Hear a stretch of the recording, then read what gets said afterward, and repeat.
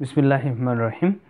My honourable ভিউয়ারদের জন্য আজকে question number 8 নিয়ে আসছি। আর কোশ্চেন নাম্বার 8টা হচ্ছে একটি ডিফারেন্ট টাইপের, অর্থাৎ ব্যতিক্রমধর্মী একটি অঙ্ক, ম্যাথ।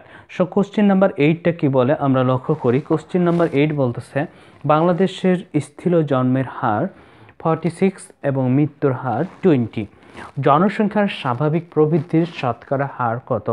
সো আমাদেরকে জনসংখ্যা আর স্বাভাবিক প্রবৃদ্ধির শতকরা হারটি বের করতে হবে। সো এটা আমরা কি বের যদি করি তাহলে অবভিয়াসলি আমাদেরকে কী করতে হবে, এক্সপ্লেনেশন করতে হবে অ্যান্ড সলিউশনটা আইডেন্টিফাই করতে হবে।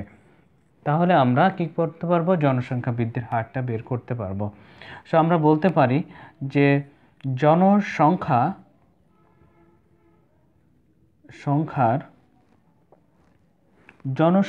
জনসংখ্যার আমরা লিখতে পারি ভাবে যে বৃদ্ধির হার, অর্থাৎ জনসংখ্যার বৃদ্ধির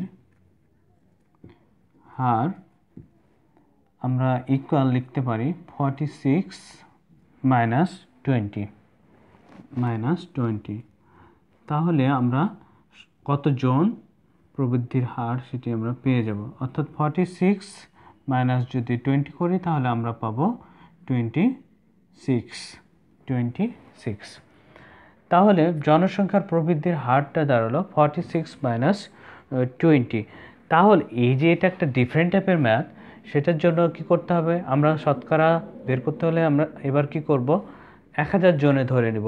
সো আমরা লিখতে পারি 1000 জনে প্রবৃদ্ধির হার আমরা পেয়েছি কতজন, 26 জন। সো আমরা এভাবে লিখব, অতএব 1000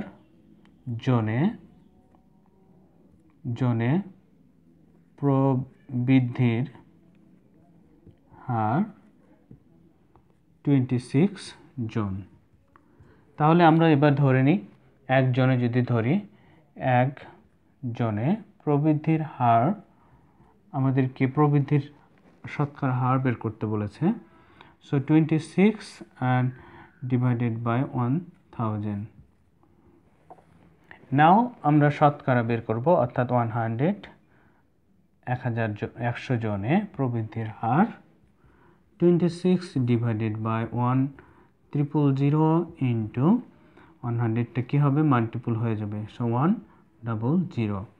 নাও আমাদের কার্যক্রম কি হবে, at this moment 0 and 0 out করতে হবে। 0 অ্যান্ড 0 আউট করি, তাহলে আমরা লক্ষ্য করতেছি পড়ে থাকতেছে কত, পড়ে থাকতেছে 26 অ্যান্ড ডিভাইডেড বাই 10।